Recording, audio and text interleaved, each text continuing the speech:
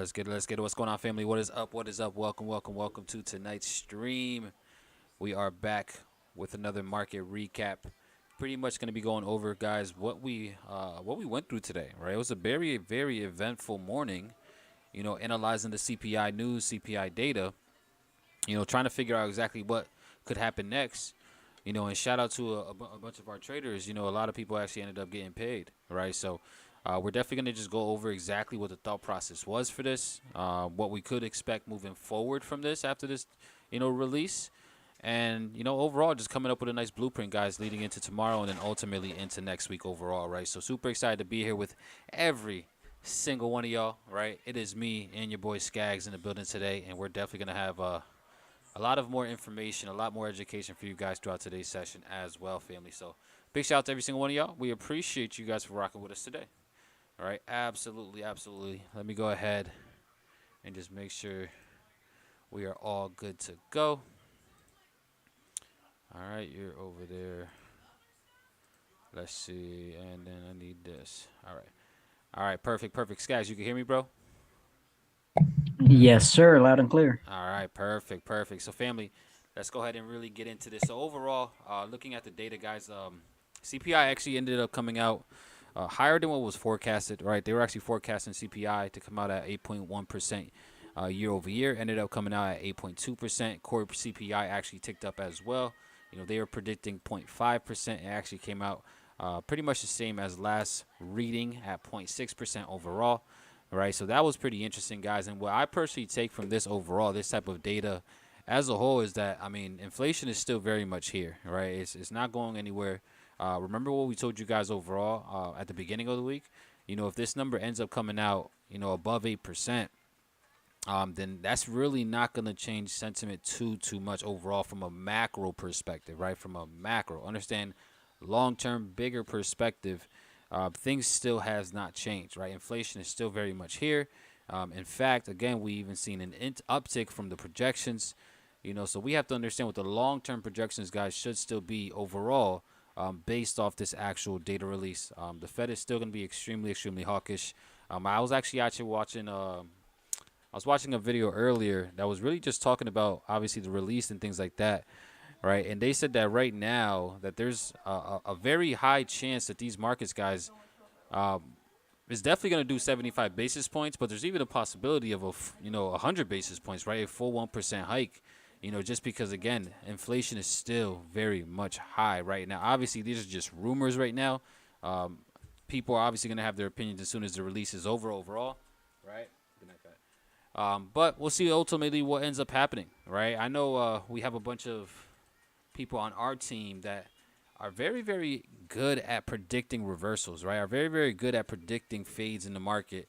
And I think you guys are able to truly get a lot of value, right, from really understanding how to play the news, incorporate it, and then obviously learning the technicals as well to line it all up, guys. So overall, interesting day today. We did have initial jobless claims as well that ended up coming out higher. All right, so more people actually filed for unemployment, which again, this is something that we should expect to continue going higher over time. Right, we should expect this to continue to tick up, simply just because again, the current market conditions, guys, the current market environments and things like that are just calling for this to continue going higher, right? More and more people are going to continue to get unemployed, unfortunately, right? So, I mean, this is nothing, no surprise for me overall, right? So that's pretty much the data overall, guys, that we really had to deal with today. Now, I really didn't take any trades at all today, to be honest with y'all. The only trade that I was in was originally that Euro USD buy that not buy, but the actual sell that I've been in since a few days ago. But that ended up, that only position that I left open actually did end up getting smacked at break even.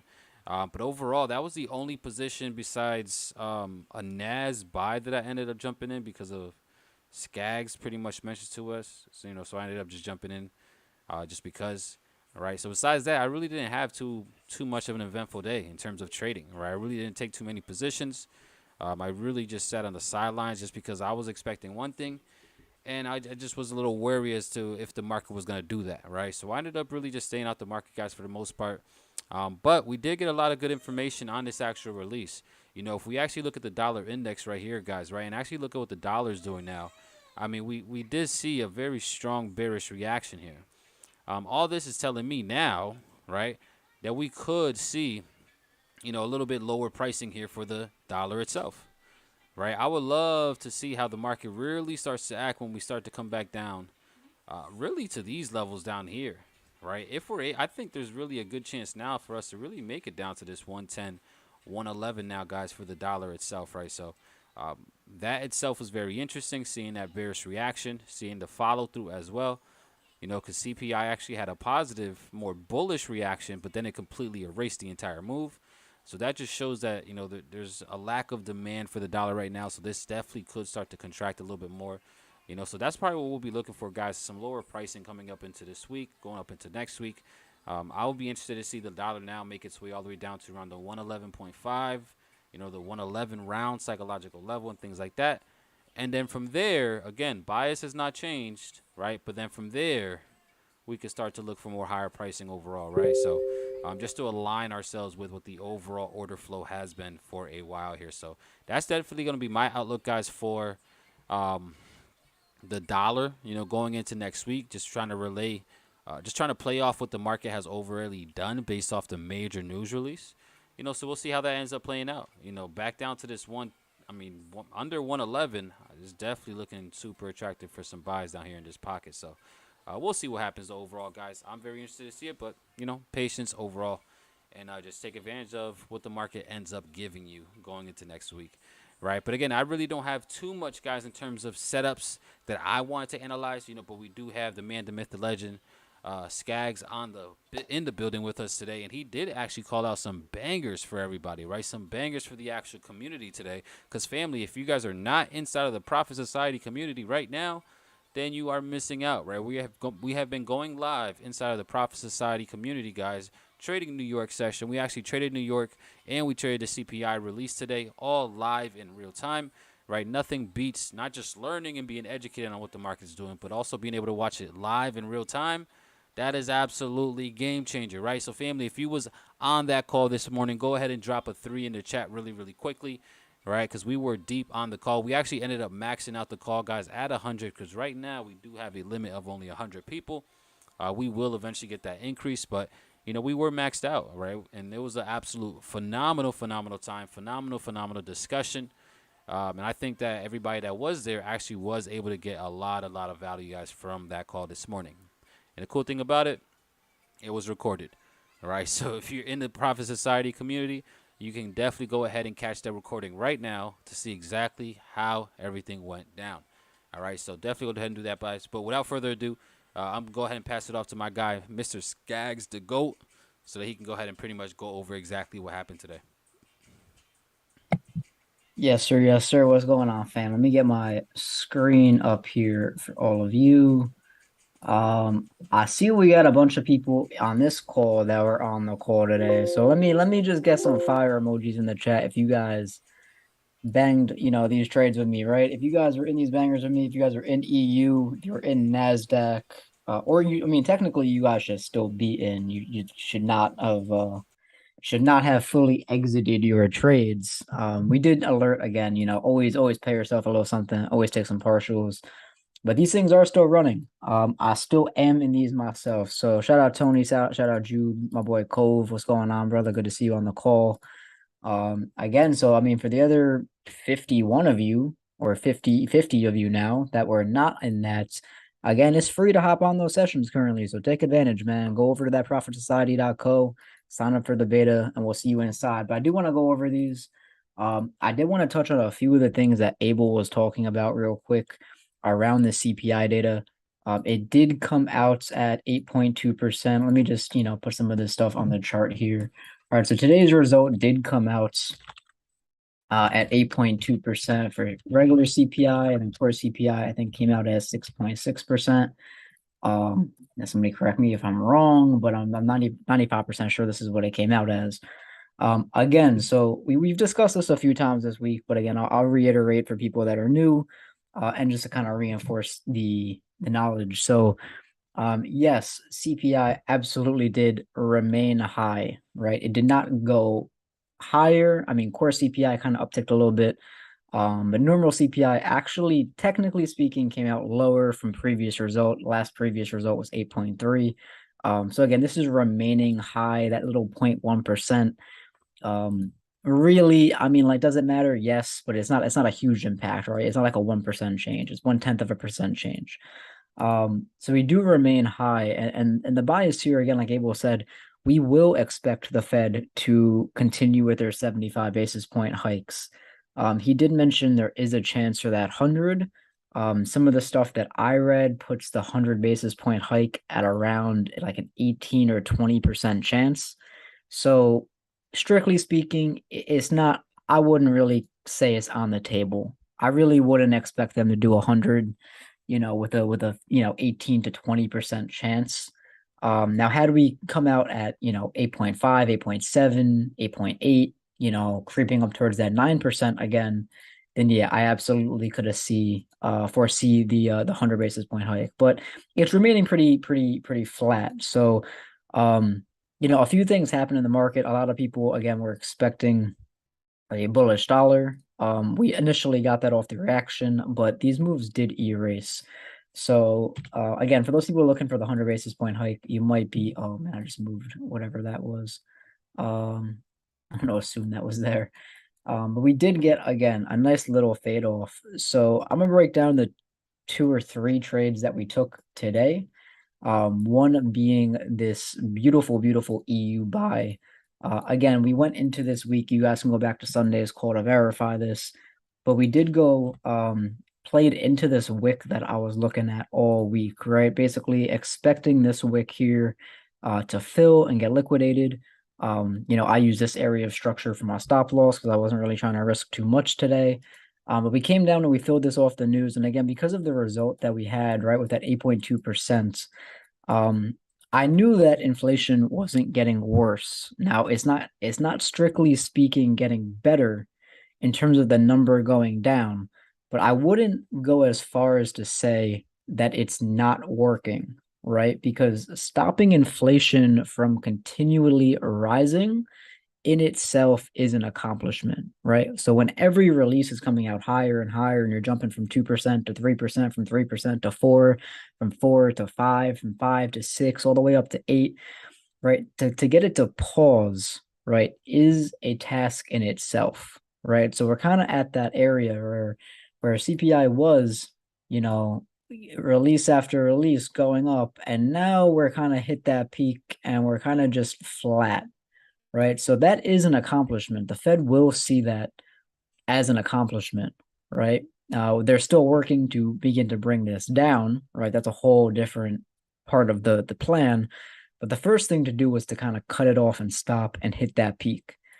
So this is technically, again, seen as a win in most cases. So I was looking to play the fade. Again, you guys know all week long, if you were on the sessions, I was looking for it to remain the same, us get that initial US dollar strength again off the release, and then looking for the market to do what I call absorb the move, which is where it's like, okay, it's still bad, but we've hit this point where it's not getting worse. And again, the major market is going to see that as a win, right? So sometimes, again, just stopping inflation in its tracks could be seen as good.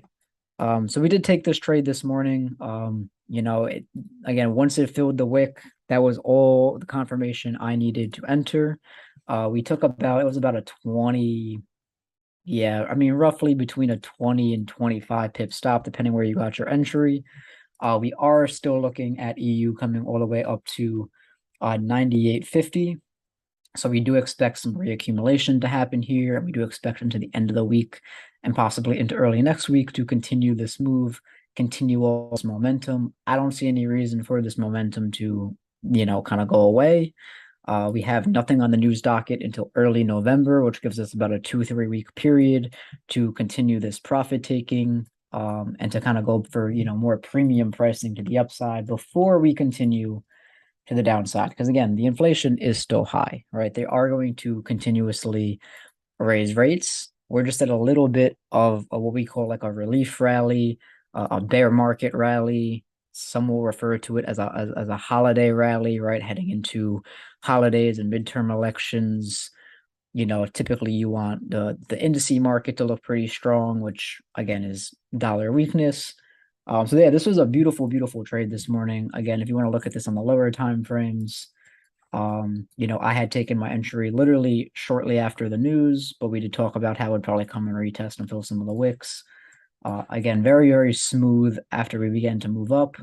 At this point, again, I do expect this, reaccumulate overnight, possibly play into any sort of lone candle, which unfortunately I don't. Yeah, we don't really have a lone candle to play. So it's possible the pullback comes a little bit further than we want, down like this 97.10 area. Idealistically, though, we just reaccumulate here spring and then kind of go for our TP. So again, I'm going to continue riding this momentum. I'm still in my trades. I have not really booked anything major yet. But yeah, that's really EU. We're going to continue to hold this. And again, see if we can get this 98.50. And then preferably, what I really want to see, there's a few things. This high is questionable. Again, because you have a lot of inefficiency and imbalance that still lives up here. You have a lot of liquidity above these highs. But until I break above this 99.25 area, and again, this is all, again, we'll book profits here, but we're gonna hold 70% of our position for higher. But it's really going to depend on how it reacts up in the 99.25 area, whether or not we open up some of these higher levels to go to. So again, this is just kind of the first leg.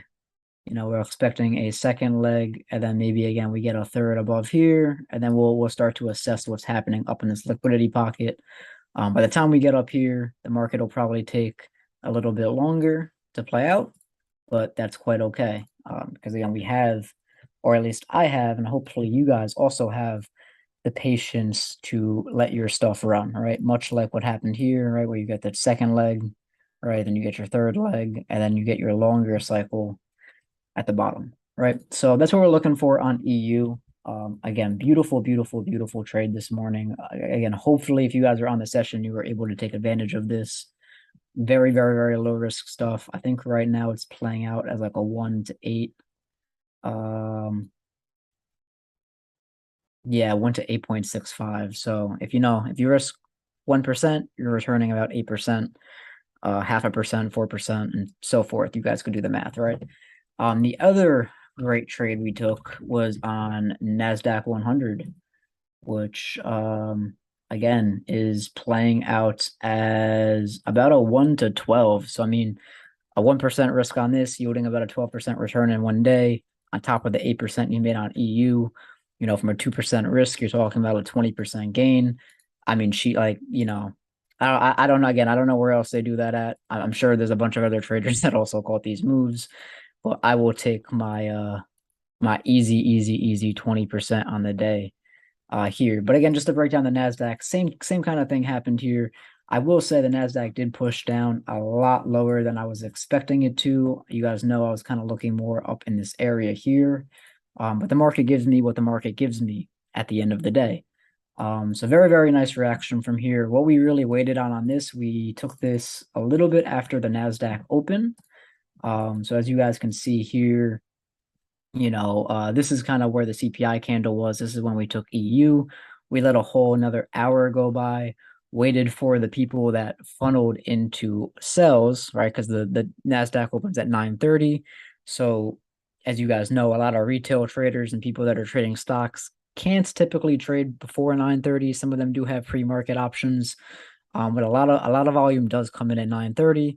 We noticed that began to absorb, and we noticed right here where we took the entry, which was like this candle, right? That candle there. I started to notice that a lot of buying volume was coming in after the open, right? So we had the high sell effort.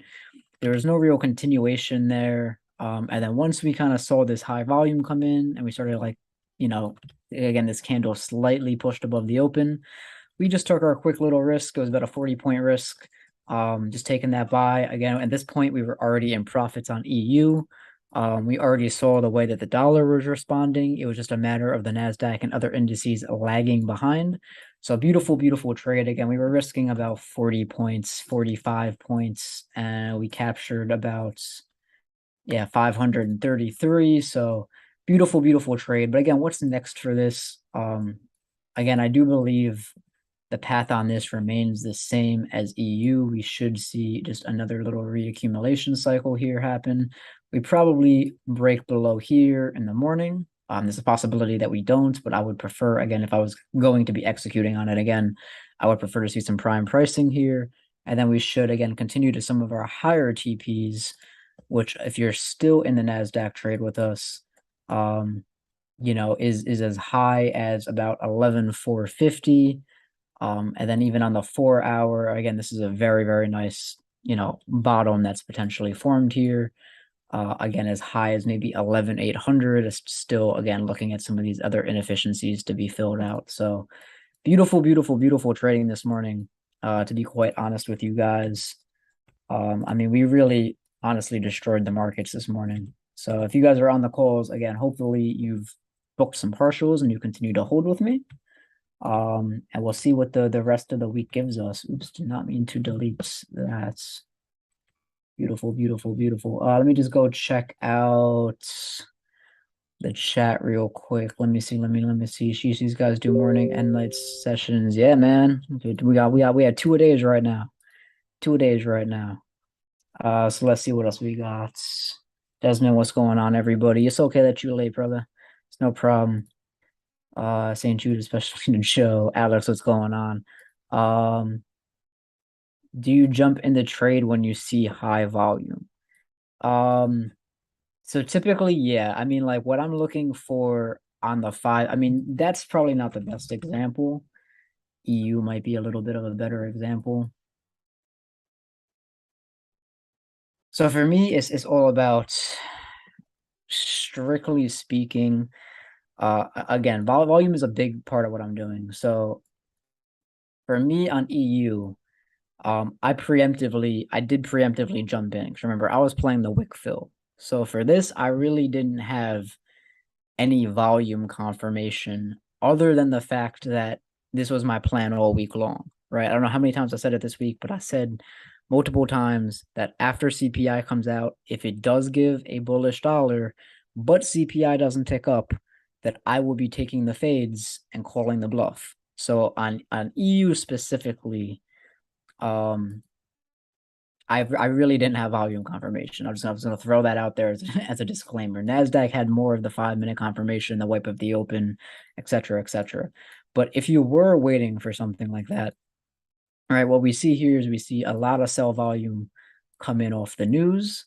And then if you notice, everything that happens after that is what we start to look at. So again, I'm gonna just use the highlighter to highlight stuff, but you have the first bullish candle that comes in. Again, this is not higher volume than the sells. What I'm paying attention for at this point is who starts to become in control down here, right? So if you notice, every time you had a bullish candle and bullish volume profile, it's always higher than the selling. This is like the one off little candle here that had a little bit more effort, but as you can see, it's not superseding this. At this point in time right here, again, you're seeing a lot of buying activity come in. You're seeing yourself erase some bearish candles. And again, every point past here, the buyers are in control. The buyers are putting more effort behind the market. The sellers are strong. They are in the market. But I mean, look at every volume profile after this point. The buyers are clearly in control versus sellers. And I'm going to just really quickly change the color of this so you guys can, I mean, you guys can see it on the chart. There's no reason to highlight everything. So yeah, volume is a big, big, big, big, big confirmation for me. It's also a big confirmation on why I'm holding. If you look at the 1 hour, all right, you have classic absorption here, right? So yeah, you had a ton of sellers come in the market, but look at how the buyers overpowered, right? We call this absorption when the market sells off aggressively. The smart money kind of steps in, the bigger money steps in, absorbs all those sells, and then comes in by showcasing more power. So high sell effort overpowered by demand. And now, as long as this remains the case, right, I will remain bullish, right? So as we continue to move up, again, I want to see more buying activity than selling activity. And as long as that remains true, as we push to new highs, I will continue to hold my trade, right? Just like, I mean, I'm not going to go over the sell side of stuff, right? But yeah, we definitely using volume. There are a few things that you need to understand about volume. You can't just jump in when you see high volume. You have to understand how to read it in real time. It takes practice, but I urge you to go through that. Inner circle requests UJ, please. Yeah, we could take a look at UJ. We also are in a UJ sell. Again, guys, this is, and I told you guys, this is probably the one that doesn't work as good as we want it to, because the yen is very weak, right? The yen being at negative rate still is probably the worst thing to try and play against, the dollar, right? Because the dollar, again, that interest rate differential, the monetary policies are very different. So we're really taking a pretty big risk on this. We did go short. Again, we went short this morning around 147.50. Some people got a little bit of a better entry. I was risking not to that high. I don't know why that's so high. I was risking to 147.85. Basically my logic here is I was just running about a 25-30 pip stop. There is nothing to the left, right? I'm gonna just do this again for you guys, right? There is nothing to the left to base this off of, right? You would literally have to go to the monthly time frame to find something to base a UJ stop off of, which again is why this is inherently very risky. But we did run again a 25-35 pip stop because again we were expecting dollar to fade off. We actually had a pretty crazy sell off immediately after we entered the trade that ran for about 120 pips. That happened in the course of like literally a minute, 2 minutes. It was a pretty crazy sell off. I did say I don't specifically like that we've seen this. I'm not entirely even sure what caused it. There were a few other yen pairs that did move. Some of them didn't move. So it was a weird little anomaly. But as long as this level holds here, I'm gonna remain committed to this trade. So a lot of my stop loss has been moved to 147.70. And the idea is that this order block that formed up here at the highs, and then this crazy move that happened afterwards as a result of that. As long as this remains intact, I'll continue to hold my sells, right? I don't have much confidence in the trade because I don't have much confidence in the yen. However, as long as this order block remains intact, I'm gonna stay in my trade. So for people that are continuingly to trade this, again, 147.70. If you want to use that original 147.85, that's cool too. But I do remain in these shorts. But like I said, it is a trade that I do believe is like the worst out of the three, right? We can see the NASDAQ and the EU ran very strong all day, whereas this, it's creating some lows, but it's right back up at entry. So a little bit more of an annoying pair, but we will continuously watch this for that same kind of move. Can we check oil? Yeah, we could take a look at oil. I mean, yeah, this is very much like everything else. Also had a very bullish day. Actually, let me go to my other chart where I have actual analysis. So this was the analysis from Sunday that we talked about when it was up here at the beginning of the week. We did expect oil to drip all week. I am still in oil sells from up here. I have booked, more than half of my position at this point. Again, for me on oil, it's the same thing as EU and NASDAQ. I do expect it to reaccumulate here and then give us a secondary push up. You guys know I'm very, very, very, very much bullish on oil. I would have liked to see it come below this wick into this line.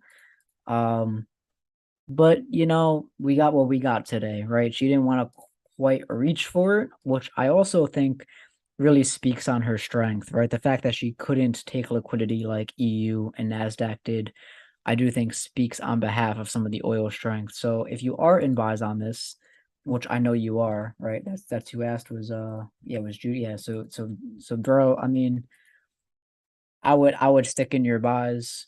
Again, if it comes back and it breaks you even, we'll wait for the wipe of this and we'll see what happens. But I would advise, again, you guys stay bullish on oil, and I would stay bullish on oil until we fill this wick up at like 101, 102 area, which, if you know how oil pays, is a very, very, very, very nice trade. As far as like some sort of re-entry goes on this,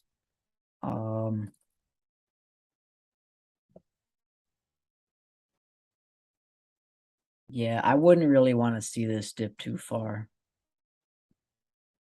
Like this wick is a worry, but realistically, I think we come back for this wick sometime next week.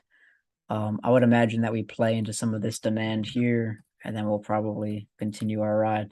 Again, it really just depends on where it's at in the morning. But I can see again the same thing, reaccumulation, come down here, maybe fill out some of this inefficiency. And then once we can get back above, we can continue that buy side.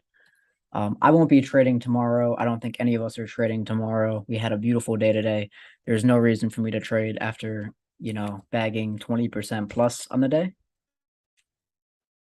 Which is another thing I want to stress to you guys, right? Some of you guys are just very addicted to pushing the button, right? Like if you took these trades with me today and you caught these EUs and these NASDAQ buys, right, at risk to rewards like this, like just tell me in the chat, right? You guys catch a trade like this, do you have to trade the next day? Are you trading the next day?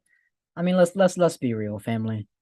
Like why are we catching 1 to 8s, 1 to 12s, and feeling like we still gotta wake up on Friday and do something? Like that should be enough, right? You only really need one solid, two solid trades a week, right? We caught those. So don't be in such a rush to jump into the market. Again, if you weren't in these trades, I could see why you'd maybe want to trade on the Friday. But yeah, guys, like be disciplined. Have discipline in the fact that you caught what essentially were some of the best moves of the week, and why risk those gains being greedy? Sit on your hands, wait for the next great opportunity, and we'll play that. What's my target for UJ? So I mean, UJ has to. I mean, UJ has to do something before I really have an actual target for her. Again, like off the idea that I get what I want to come below these lows. I want to come back below these lows. But for right now, the only logical TP we have is probably like this wick fill. So again, this UJ trade is a swing trade for me. It's something I am trying to hold not only this week, not only next week, but the next 2-3 weeks into early November.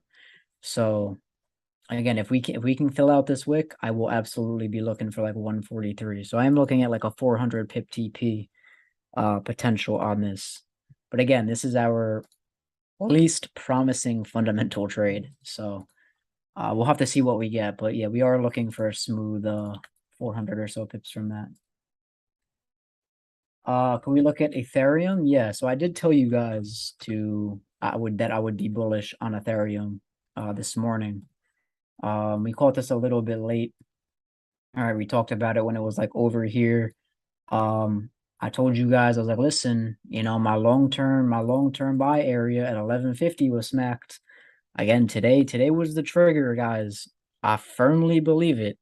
Right? I have no reason to go against the logic that we will see a 2-3 week fade off. So for ETH, again, just to reiterate from this morning, now that we captured 1150, we are bullish this up to about 1650. Again, coming back, capturing some of these inefficiencies. Sorry, this chart is such a mess. We were going over a lot this morning. With some lessons, but I do believe 1650 is in sights for mid-November on Ethereum. So if you guys did capture this down in the 1200 areas, I mean you're already about $100 worth of price movement profit. Again, we talked about how this is probably leaning towards an accumulation. This is your spring, so again you're in the early stages of this thing taking off. So yeah, shout out to anybody that is in that ETH. I would remain bullish on this again, past this 1400, as high as like 1650, maybe even as high as 1700 at its peak. And then as we get up here again, we'll reassess to see if it has more strength in it, but it's unlikely going into November, into the new year. if the Fed doesn't come back swinging their hammer around to throw these markets back in a whirlwind.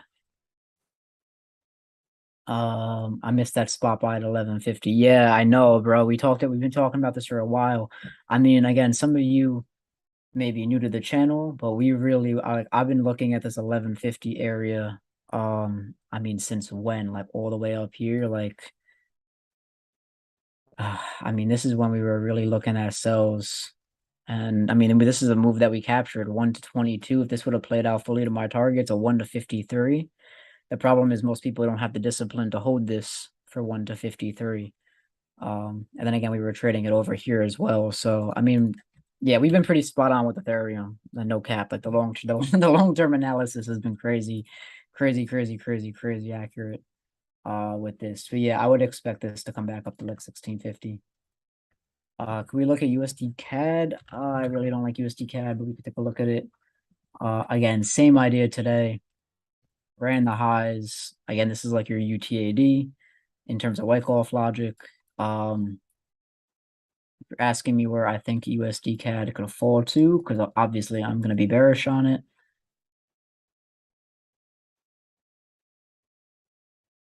Yeah, so these lows are weak as all hell, so these lows gotta get taken at some point.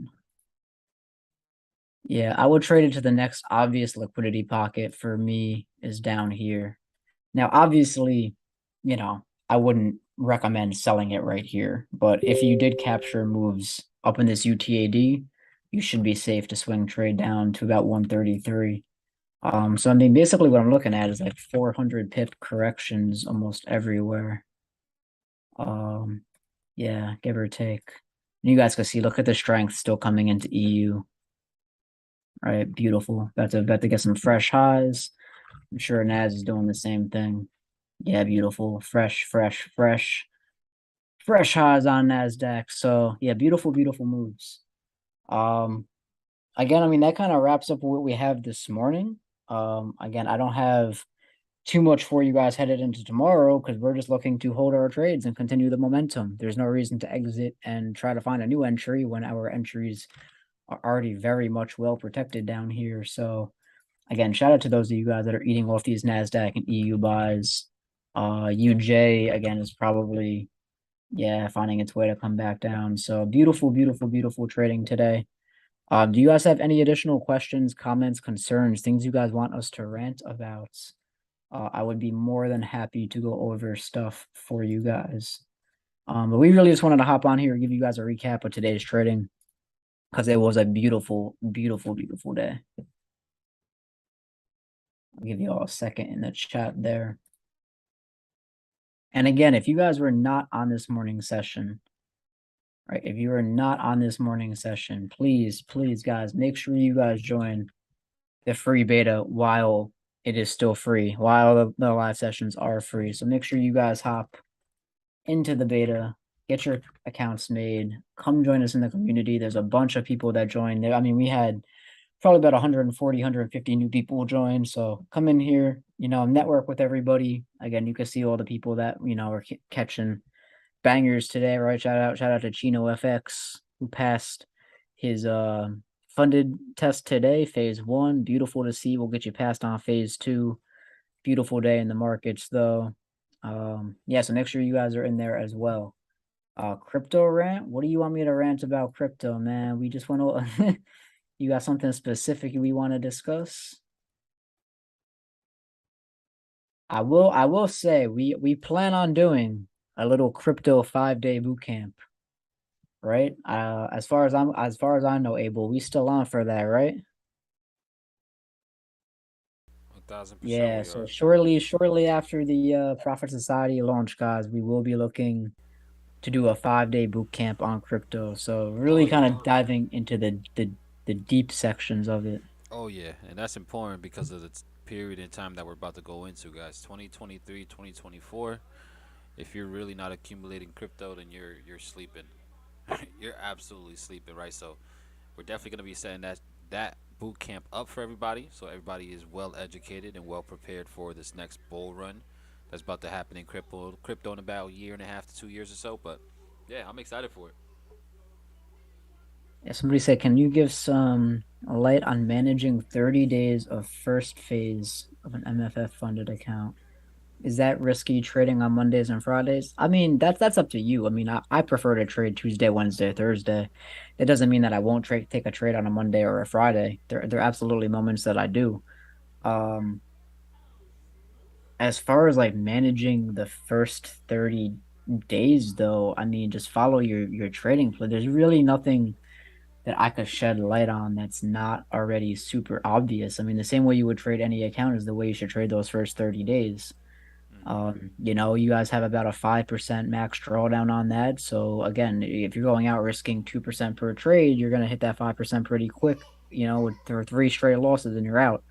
So really just keep your money management under control. Most people that fail those challenges, it's because they don't have money managed. They don't have any concept of money management. They might have the charts down, they might have technicals down, but they do not know how to protect themselves from a string of losses. So I would say just keep sure you have that money management under control. MFF is also I'm gonna be real with you guys. I'm gonna just be real with you guys. And I've told some people that are in the community this already. I highly recommend you guys stop using MFF. And like this, like it's not anything negative about them or the way they operate or like that they don't pay out or stuff like that. They certainly do, right? But MFF has and a few of these prop firms have a stupid equity rule, right? So let me just tell you guys why FTMO is superior, right? And I know it's a little pricier, but just get over that fact and dish out the money, right? So places like MFF and others have an equity rule, right? So you can't lose more than 5% in a day, right? We all know that, right? You can't lose more than 5% in a day. However, they consider the 5% loss from your equity and not your balance, right? In a day from your equity, right? Which means if you have a $10,000 account and you're floating $1,200 in profit, right? That means that if your floating profit of $1,200 goes down to a floating profit of $600 the next day, so like so take our trades for right now an example, right? Like we're in these nice buys, right? Say you're up $1,200 on these, you don't close anything out. Tomorrow comes in, right? We're already in the next day. Now say this pulls back some, right? And instead of being up 1,200, you're only up 500. They're going to take that as a 5% loss because your equity fell from 11,200 to 10,600. This is a stupid rule. FTMO does not do the same thing. Wrong, wrong, wrong. Let me show you. FTMO does not do the same thing. They don't. FTMO goes off of balance. FTMO goes off of balance. They don't do the same thing. Right? If you come into the rules for FTMO, let me show you guys because again, it really annoys me that these rules even exist. Right? You come into your maximum daily loss. Let me see exactly where it says it here. Uh,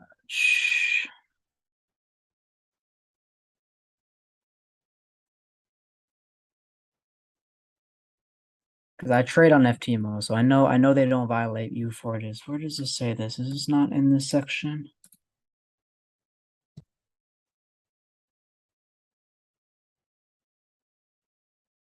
Oh, did they change this, bro? When did they change it? I just read this the other day. Hold on, let me go to Discord because I screenshotted this and shared this in Discord, bro.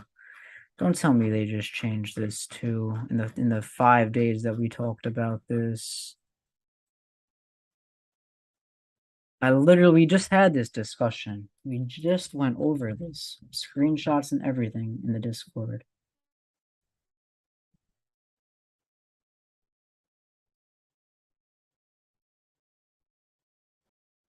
Oh my god, we have too many conversations in Discord. Yeah, I might have to eat my words here. I might really have to eat my words if they change this. Hold on.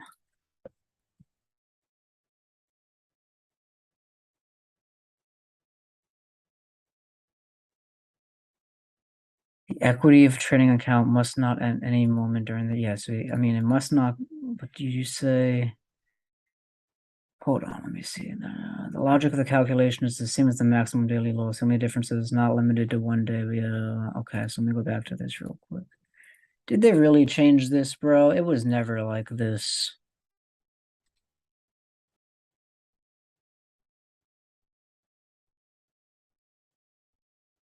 In your open floating losses. Oh no, so wait, hold on. The limit, okay, hold on. And one day you can afford to lose 15,000, but not more than that. Once again, be reminded that your maximum daily loss counts your open trades as well. For example, if one day you have a yes, that makes sense. That's saying if you have a loss and then you have the so okay, so be careful as maximum daily loss. Let's say you had a profit of $4,000 and the same day you have an open position with currently floating loss of 13,000. The current daily loss is However, if you hold the position with an open loss after a minute, the daily loss limit with this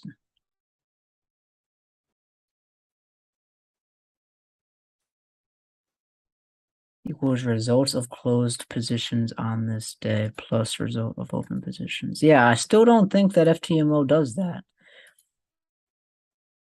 Because again, see, this specifies very specifically. See, this is not specifying.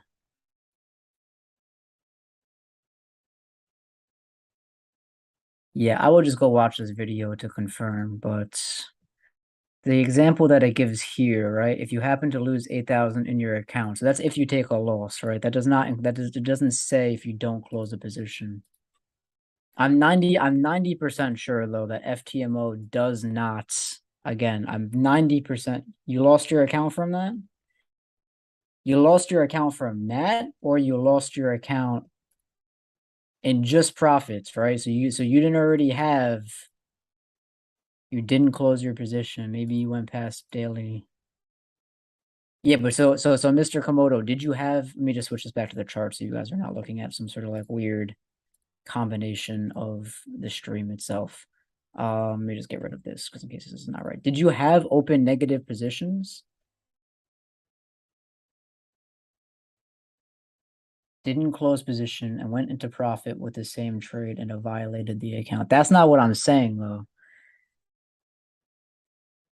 I lost my account with floating losses. That's not what I'm saying. If your floating losses exceed the 5%, it doesn't matter if they go back into profit.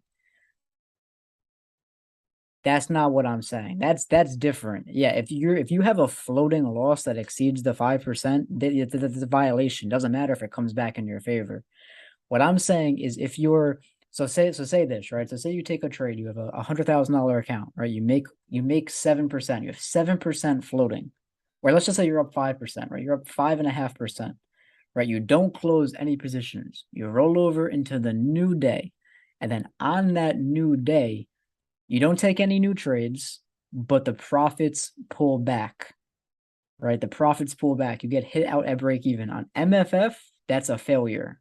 On FTMO, that is not a failure. All right. That's how it works for me. I don't know how if you're gonna disagree with me, I need to see some like substantial proof for that. Because I trade on FTMO and I have for a long time. And that is not how my calculations work. Again, if you went negative $5,000, then you absolutely, by all degrees, you lost the account. But I'm saying if you lost $5,000 worth of floating profits or 5% of floating profits, FTMO does not take you out. Now, why is this important? Right? Why is this important? Right? Because on MFF, you can't swing trade. There's no swing trading possible, right? Because think about this, right? So on this trade alone, right, this worked out as what is this up right now? Right, this is a 1 to 10 right now. Our Euro USD trade is currently working out as a 1 to 10. Right, so if you took a 1% risk on this, you're up 10%. Right, so if you don't close any of that, you're still floating 10%. Right, so if this were to pull back, and you lose 7%, you get to still keep your account. So I would, again, if you're a swing trader, if you like to hold stuff past rollover, you need to be using FTMO. Any account that has that takes in floating profits from a previous day as a loss, and I hate to say this, but I don't want to say they're scamming, but they're rigging the odds against you. They're making you consistently close your trades because they know the chance that you fail is going to be higher. Right? They're basically making rules that just make your life as a trader harder, which they shouldn't be doing. Like FTMO doesn't have these nonsense rules where if you lose floating profits that it counts towards a daily loss. That's absurd. It's so absurd. That's beyond absurd to me. What do I think of the funded trader? I've never used them, but let's go see. Do they have that rule? Let's go see. And this will be the last thing that we probably go over today. All right, so let's go look at the funded trader. Let's see what their rules say. Let's just give me this. So standard, what's a standard challenge? What's the heck is a royal challenge?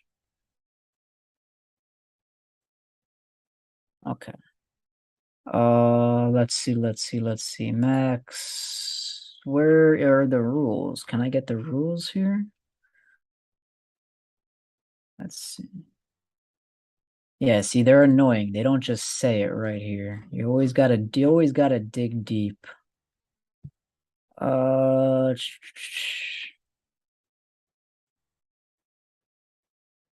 See, this doesn't even say. It doesn't say if it's an equity or a balance.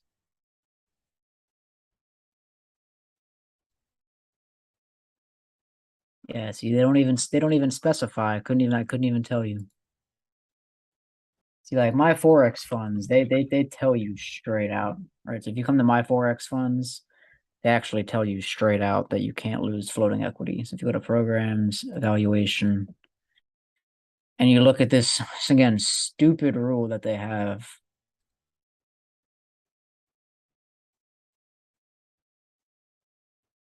If their website wants to load for us, right? So look, they say it straight up, right? You must not have a 5% drawdown based on your balance or equity. This is what I'm talking about. The drawdown should only go off of on a new day. On a new day. I get it if you lose 5%, right? If you lose 5% and your trade's negative, I understand that.